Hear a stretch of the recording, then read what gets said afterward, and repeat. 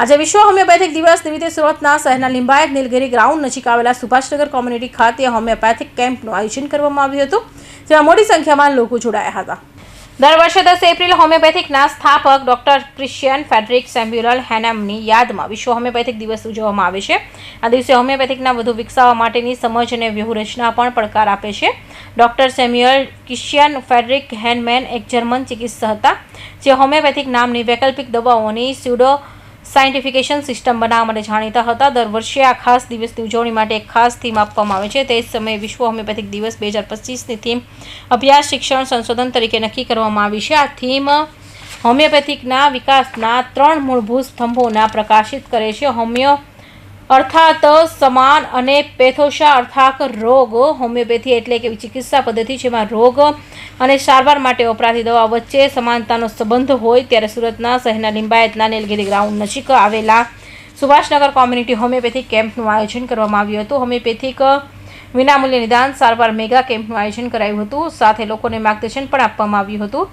Camp સવારે 9 થી બપોરે 12 વાગ્યા સુધી ખુલ્લું મુકાયું હતું. આ મેગા કેમ્પમાં મોટી સંખ્યામાં લોકો જોડાયા હતા એન્ડ કેમ્પને સફળ બનાવ્યા હતા. મારું નામ વૈદ્ય મિલન દસોંદી છે. હું જિલ્લા આયુષ અધિકારી સુરત તરીકે સેવા આપું છું. આજનો દિવસ માનનીય ડૉક્ટર સેમ્યુઅલ હેનેમાનજીનો જન્મદિવસ છે. એ દિવસને વર્લ્ડ હોમિયોપેથી ડે તરીકે ઉજવવામાં આવે છે. 270મો જન્મદિવસ છે, એટલે કે 270મો વર્લ્ડ હોમિયોપેથી ડે છે. WHO તથા CCRH દ્વારા આજના 270માં વર્લ્ડ હોમિયોપેથી ડેની થીમ અધ્યયન, અધ્યાપન અને અનુસંધાન રાખવામાં આવેલ છે.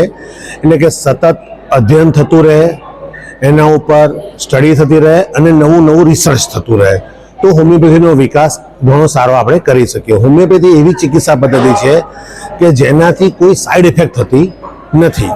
અને જે સાબુદાણાના દાણા જેવી કે લોકોમાં જે એક માન્યતા છે કે દરેક રોગમાં સાબુદાણાની ગોળીઓ જેવી દવા આપવામાં આવે છે, તો એકચ્યુઅલમાં એક માધ્યમ છે.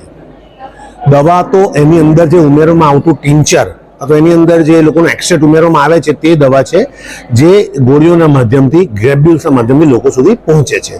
અને આ દિવસનું મહત્વ એ છે કે લોકોમાં વધારેમાં વધારે હોમિયોપેથીનો પ્રચાર અને પ્રસાર થાય તથા લોકો હોમિયોપેથી ચિકિત્સા પદ્ધતિને ઓળખે, એ આશયથી WHO દ્વારા માન્ય હનુમાનજીના જન્મદિવસને વર્લ્ડ હોમિયોપેથી ડે તરીકે ઉજવવામાં આવે છે.